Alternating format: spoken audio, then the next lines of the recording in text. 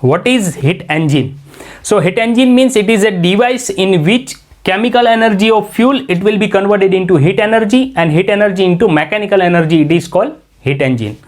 So heat engine can be classified as IC engine and EC engine. IC engine means internal combustion engine, in which the combustion will be take place inside the combustion chamber. It is called IC engine. And EC engine means external combustion engine. Okay, the example of external combustion engine means boiler. If you want to know more about IC engine and EC engine, then you can visit my channel Techno Education Academy.